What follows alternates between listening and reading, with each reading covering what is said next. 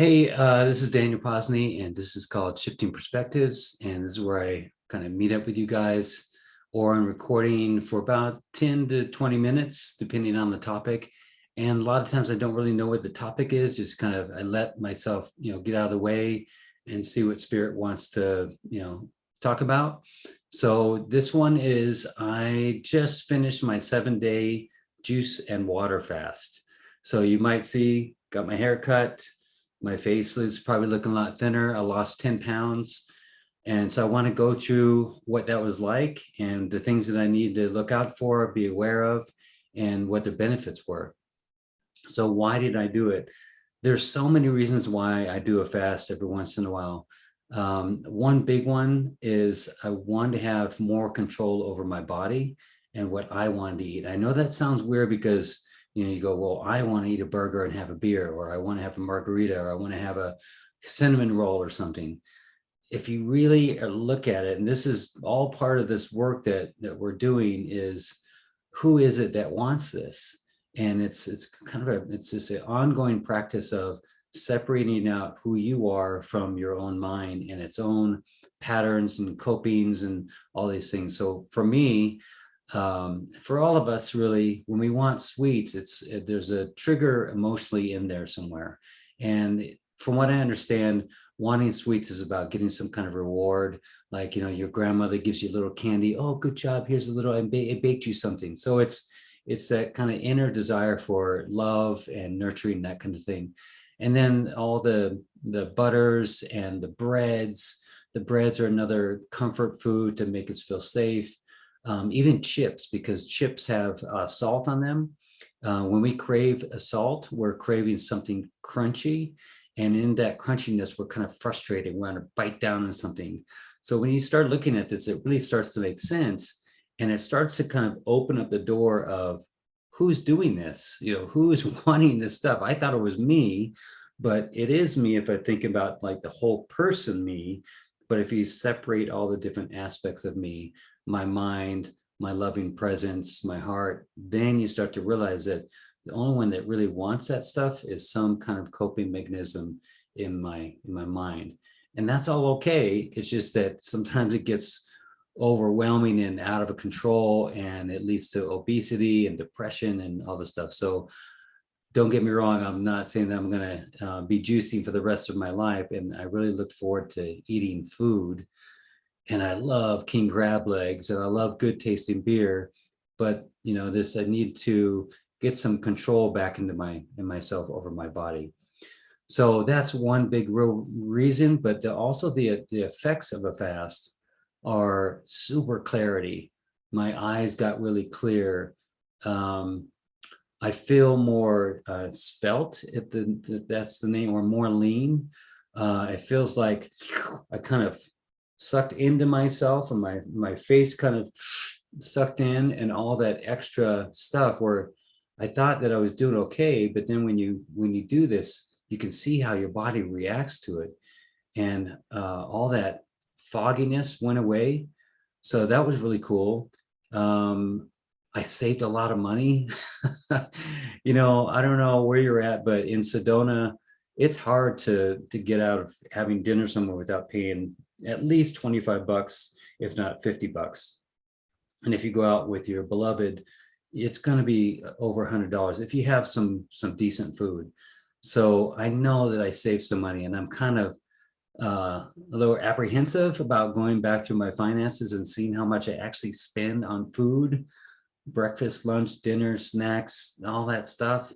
But I may not even look at that because I know it's hundreds of dollars. So I know that in the week that I've been doing this, I've just been juicing, and I did spend probably 40, 50 bucks on juices or smoothies to kind of get me through a busy day. But most of it was just water and juice. So what else about that? I started to have epiphanies, really clear, colorful dreams. Everything just starts to open up. I know that it has some effect on my physiological, any illnesses or diseases and things like that. Like when I first started, I've been having this nasal thing going on, I've had it checked out and thought it was sinusitis, but then apparently it's not.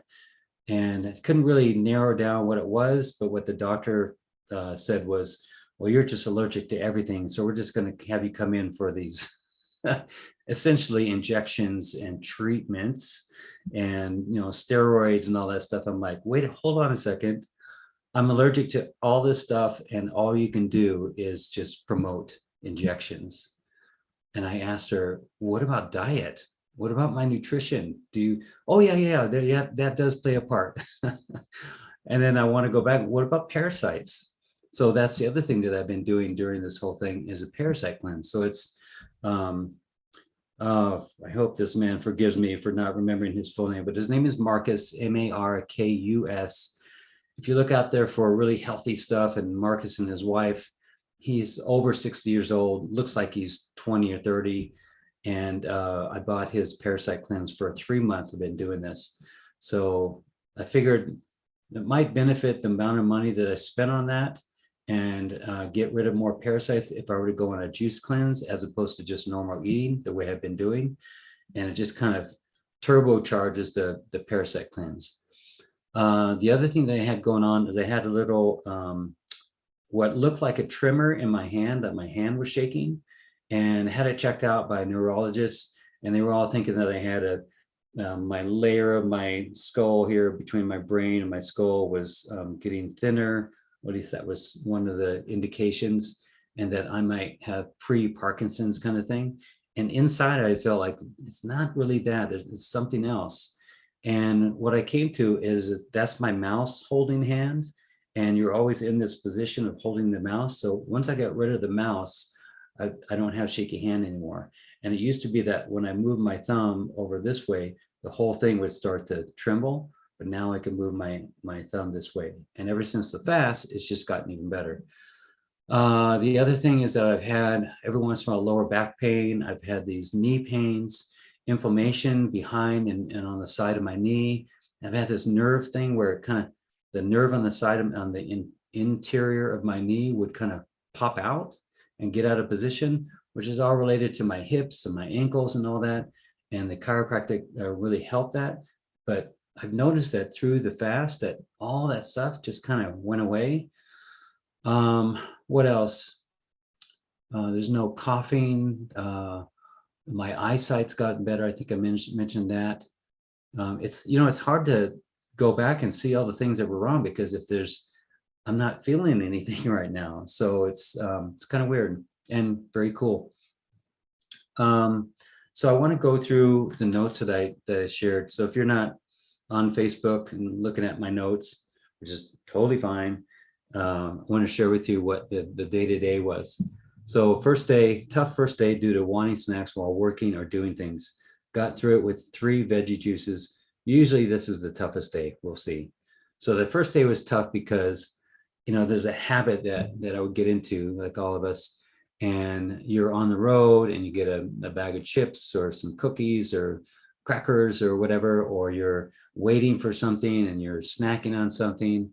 It's just this habitual thing that you're not really hungry, although it does feel good to you, just to release that need to snack on something and chew something and have something in my stomach.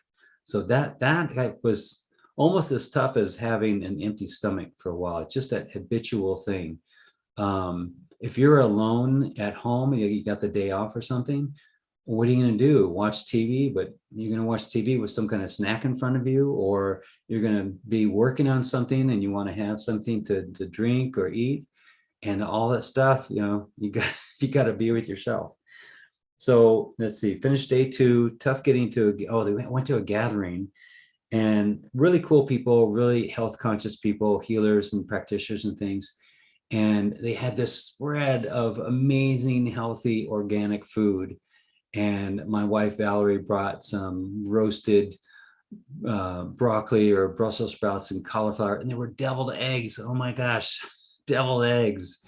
And I couldn't have any, so I had a hot tea. And that was tough because all the food, it wasn't like greasy burgers, that stuff like, oh yeah, I don't want that. It was stuff that was really good for me, but I needed to be strong. So that was the challenging day. As far as weight, I weighed myself at 168, and then I weighed myself again. It was 169. And then I weighed myself later in the day, and it was 163. So how I lost 5 pounds by, I didn't have a bowel movement. I didn't do anything different but just drink juice.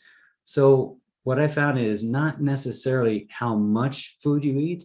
It's the food that creates the ketosis in your body or does the opposite, it seems like. And I would also say that there's some kind of energy, through breath, through gases being released, that there's some kind of weight being released that way too. I found that sometimes when you're sitting in front of the TV and you're watching a movie and you haven't eaten anything all day, and you have a bowl of popcorn, you gain 5 pounds. I didn't eat 5 pounds of popcorn, but yet there's that weight gain. So go figure. So I couldn't really, be satisfied with the results on the scale yet, because it was just kind of wonky until it kind of evened out. Day three was my toughest day because I didn't do an enema, which is highly recommended. And because what happens as you're kind of shrinking things down, all the toxins are coming out of your innards and they're wanting to be flushed out. But if you've got no food and material kind of pushing that thing through, like, what I think about is back in the 70s or 80s, they used to have these pins and they had little lead plastic, like a lead topped plastic piece. And it had like 10 or 20 inside there. And what you did is you took one out and you pressed another one in, and it kind of pushed it down to the end of the pencil.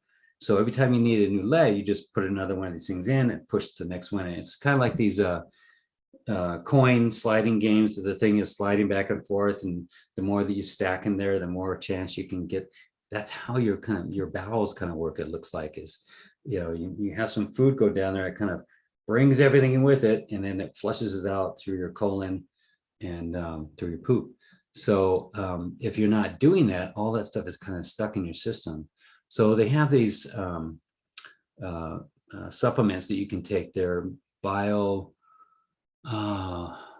it's like a bowel movement kind of thing where it attracts all the toxins, and then you take another flusher and it flushes it out your system.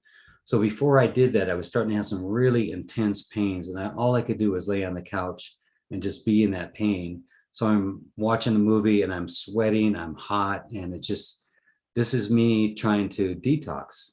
And I took a hot shower, I took a hot steam sauna, and it helped, but it didn't really get rid of the things that were inside of my body until Valerie came home and she gave me these supplements.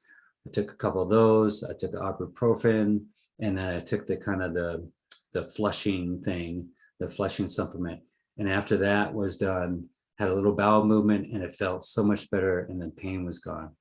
So that was my toughest day because of all the toxins that have accumulated. And I don't really have a toxin-filled diet, but sugars and stuff that I don't know that's in the food that I'm eating, all that stuff tends to accumulate. Much less the stuff that's in the environment. There's toxins in the environment, so you really can't get away from it. Let's see, day 4. Let's see, had some more juice. No fruit juice yet because the fruit juice has a lot of sugar in it, so I was just trying to stay with veggie stuff. Turmeric, turmeric.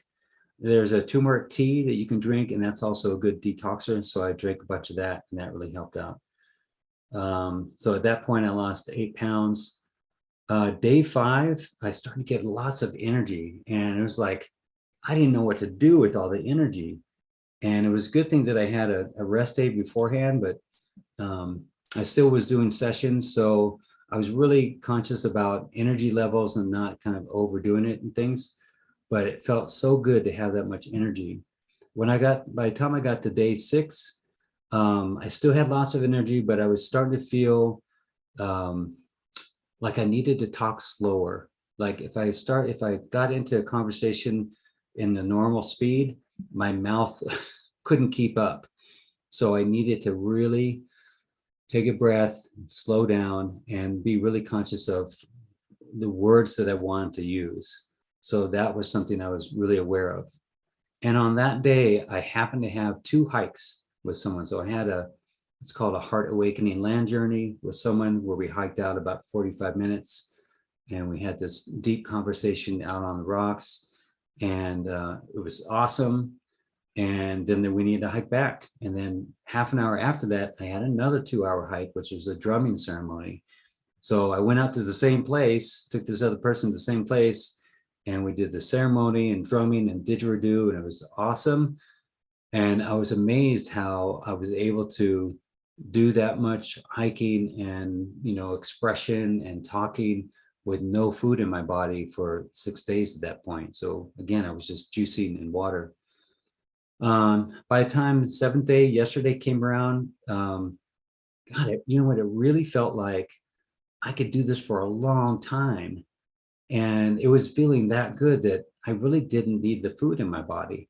I missed the chewing and, like I said, the habitual kind of thing. But as far as what my body needed for energy, unless I was, digging ditches or something, I really didn't need that much energy to, somehow replace with the food. But, Valerie's like, well, but I would like to go to dinner. So my thought was that I was going to do the fast and then take a few days break, and then we're going to go on a camping trip. And during the camping trip, we want to barbecue something, or want to, put together some potatoes and stuff like that. And it's going to, feel real good.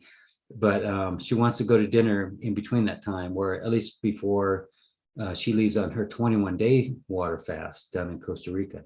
So I totally get it. So I'm going to come off the fast, and I was going to, come back to light eating. When she goes to Costa Rica, I'm going to get back on the fast and see how I can do for 21 days. We'll see. I know I can do 7 days. I think I've done 9 days as the longest. Seems like where I was at yesterday that I could do that, as long as my mind doesn't take over.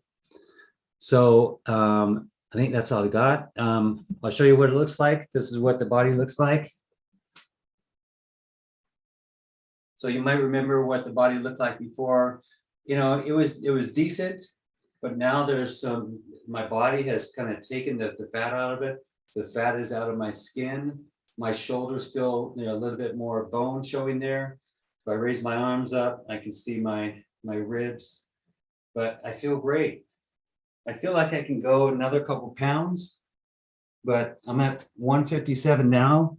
So I lost 11 pounds total. So I hope that helps. And it feels great. I just had some breakfast this morning. Just had a couple of eggs and some toast.